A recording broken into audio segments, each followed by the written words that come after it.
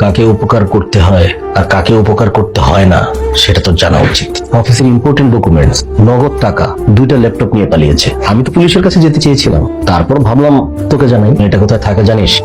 আমার তাহলে কি করা উচিত? রায়ন ভাই, আমার কারণে তোমার অনেক ক্ষতি হয়েছে। ডকুমেন্টস, ফাইলস ওগুলো হয়তো আমি ফেরত দিতে পারবো না, কিন্তু টাকা পয়সার যা ক্ষতি হয়েছে আমি এটা বেতন থেকে মাসে মাসে দিয়ে দিব তোমাকে। এভাবেই হয়তো শহরের গল্পগুলোর সমাপ্তি ঘটে। আমরা সরে দাঁড়াই একজনের একজনের পিছন থেকে। শহর আমাদের শিখিয়ে দেয় বাস্তবতা। দিন শেষে আমরা কেউ থাকি না আমাদের। এক খুশির নষ্ট নষ্ট ছোট গল্পে নতুন খুশিদের জীবন আটকে যায়। আটকে থাকুক শহরের খুশিরা, আর কেউ যেন খুশিদের জীবন পাল্টানোর স্বপ্ন না দেখে।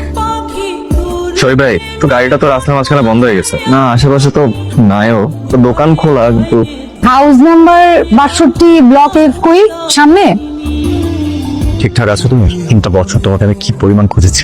যাত্রী আমি পাশে দিয়ে গেলেই আশেপাশে টাকা থাকছে, তুমি আছো কিনা কিন্তু তোমাকে পাইনি। শেষ পর্যন্ত তোমার সাথে দেখা হয়ে গেল। তুমি কি ভয় পাচ্ছ তোমাকে আমি পুলিশে ধরিয়ে দেবো? পুলিশে তোমাকে আমি দেবো না, তবে তুমি যে কাজটা করেছো একদম ঠিক কম। তোমার টাকা লাগবে তুমি আমাকে বলতে, আমি কোনো না কোনো জায়গা থেকে ম্যানেজ করে দিতাম। একজন মানুষের অফিস থেকে তার ডকুমেন্টস, ল্যাপটপ, টাকা পয়সা এগুলো চুরি করার কি দরকার ছিল? অভিনয় তো ভালোই শিখেছো, চোখে চোখ রেখে প্রশ্ন করছে যে আমি তোমাকে কি বলছি, তাই না? তোমাদের মতো মেয়েরা অভিনয় না জানলে তো পেট চলবে না ঠিকঠাক, তাই না? কথা ঠিক, আমাকেও তো মায়ের অভিনয় করতে হয়। চোখের রঙের খোলস, ঠোঁটের রঙের খোলস।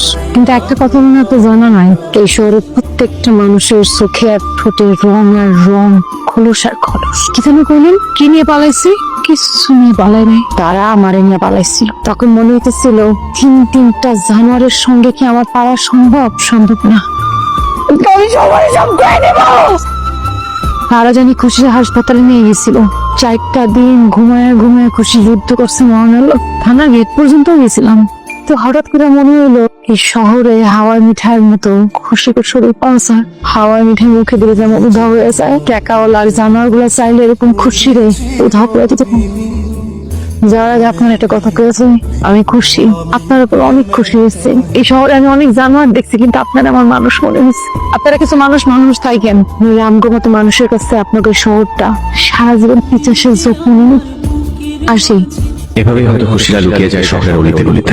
তারা আমাদের বুঝিয়ে দিয়ে যায় আমাদের শহরটা এখনো শহর হয়ে ওঠেনি। তারা দেখিয়ে দিয়ে যায় খোলসের আড়ালে কত শত হায়নার বসবাস এই শহরে। খুশি আমাকে প্রশ্ন করে, কাঁচামাচা পেটের জন্য কেন আমাদের এত লোক? আমরা কি শুধু পুরুষ হয়ে থাকবো নাকি এক জীবনে মানুষ হবো?